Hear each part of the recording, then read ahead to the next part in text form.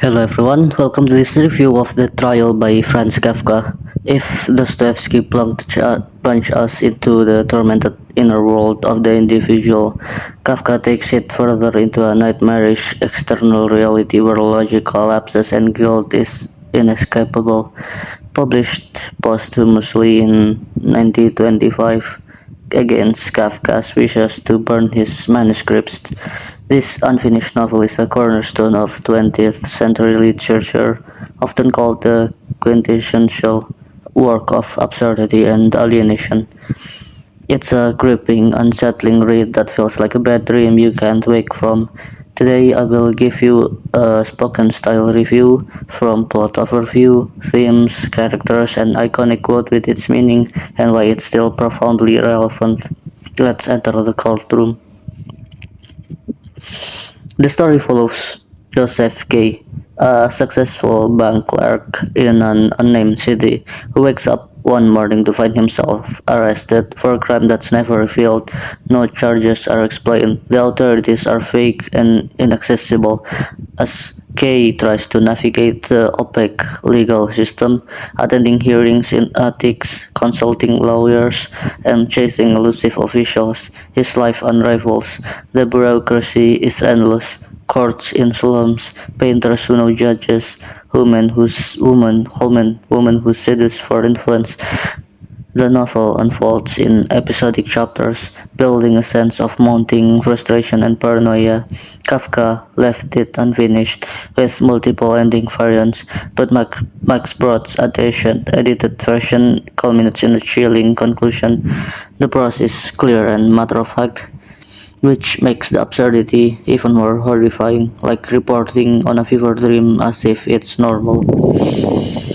Kafka wrote this in 1914 to 1915, amid personal turmoil, including his engagement struggles and the outbreak of World War I. It reflects the Austro-Hungarian bureaucracy he knew as an insurance clerk, but transcends it into a universal metaphor. The themes are timeless and chilling. Foremost is bureaucratic absurdity and the impenetrability of power. The court is everywhere and nowhere, arbitrary yet omnipotent, turning ordinary life into a trap. Existential guilt permeates. K is a guilty by default in a world where innocence must be proven against invisible accusations. Alienation and powerlessness dominate. Individuals are cogs in an indifferent machine, stripped of agency. There's also the futility of resistance. Every attempt to understand or fight the system only entangles deeper. Kafka captures the modern condition, anxiety in faceless institution, from the MFAs to corporate HR to authoritarian regimes. Kafka enters the language for a reason. Think endless forms, surveillance, or trials without clear wrongdoing. The protagonist, Joseph K., the K echoing Kafka himself, starts confident and rational, indignantly demanding explanation, but as the process grinds on, he becomes obsessive, humiliated, and resigned. He's not heroic, he's flawed, arrogant, manipulative with women, yet pitiable in his isolation. Supporting characters amplify the surrealism.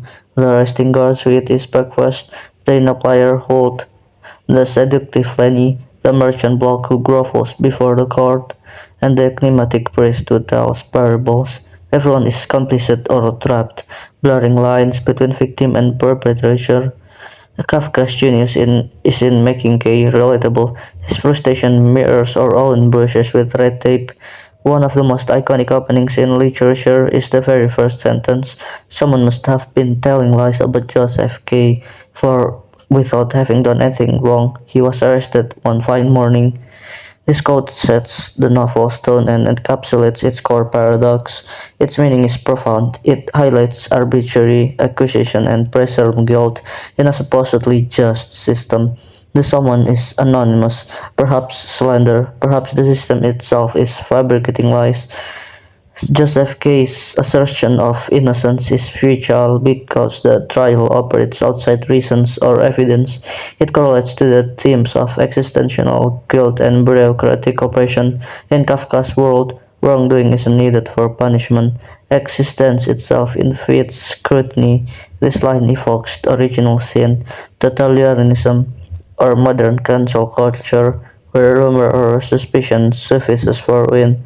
It's a chilling indictment of how power can criminalize the innocent without accountability. What makes the trial a masterpiece is its prophetic vision. Written before Stalin's show trials or Nazi horrors, it foreshadows them eerily. Yet it's not just political, it's psychological, probing how we internalize oppression, darker and more disorienting than Dostoevsky underground runs. It's essential for understanding modernity as excises. Orson Welles' 1962 film adaptation with Anthony Perkins captured its visual nightmare brilliantly. In conclusion, The Trial is a haunting, indispensable novel that will leave you questioning authority and reality.